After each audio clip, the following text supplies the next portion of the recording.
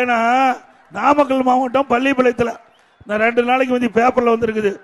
அந்த அம்மாவுக்கு கிட்னி, அந்த அம்மா கிட்னி கொடுப்பதாக தெரிவிச்சிருக்கிறாங்க, கூட்டிட்டு போயிருக்கிறாங்க. வறுமையின் காரணமா கிட்னிக்கு பதிலாக கல்லீரல் எடுத்துட்டாங்க. கிட்னிக்கு பதிலாக கல்லீரல் எடுத்துட்டாங்க.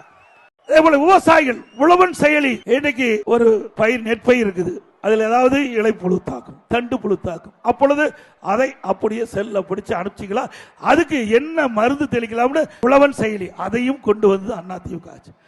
11 அரசு மருத்துவக் கல்லூரி மருத்துவமனை, ஒரு வருஷத்துல 11 அரசு மருத்துவக் கல்லூரி மருத்துவமனை சாதனை படைச்சது. அதே போல மாண்பு அம்மா இருக்கின்ற பொழுது 6 அரசு மருத்துவக் கல்லூரி மருத்துவமனை.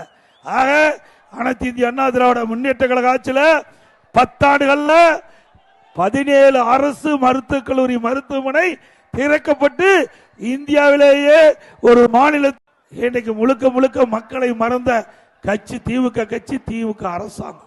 எப்பொழுது பார்த்தாலும் குடும்ப சிந்தனை தான் திரு ஸ்டாலினுக்கு இருக்கும். ஓட்டு போட்ட மக்களை பற்றி கவலை இல்லை, நாட்டு மக்களை பற்றி கவலை இல்லை.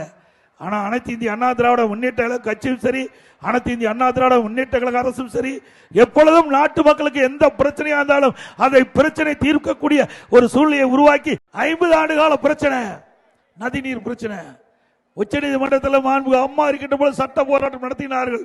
அதை தொடர்ந்து அம்மாவுடைய அரசு சட்ட போராட்டம் நடத்தி பல ஆண்டுகளாக இந்த நதிநீர் பிரச்சனை தீர்க்கப்படாமல் இருந்தது. உச்ச நீதிமன்றத்தின் மூலமாக விவசாயிகளுக்கு நதிநீர் பிரச்சனையை தீர்த்து ஒரு நல்ல தீர்ப்பை விவசாயிகளுக்கு பெற்ற அரசு அதிமுக அரசாங்கம்.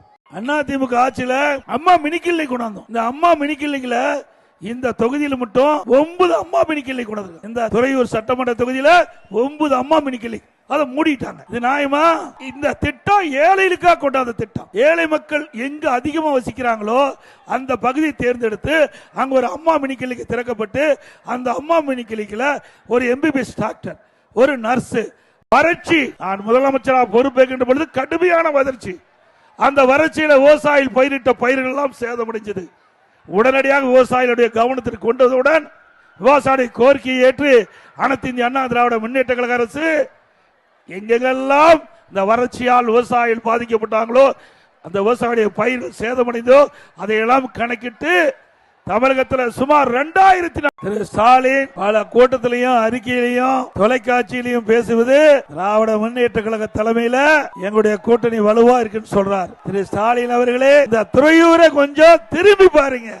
இங்கே மக்கள் வெள்ளம் எப்படி இருக்குது என்பது நேரலையில பார்த்துட்டு இருப்பீங்க.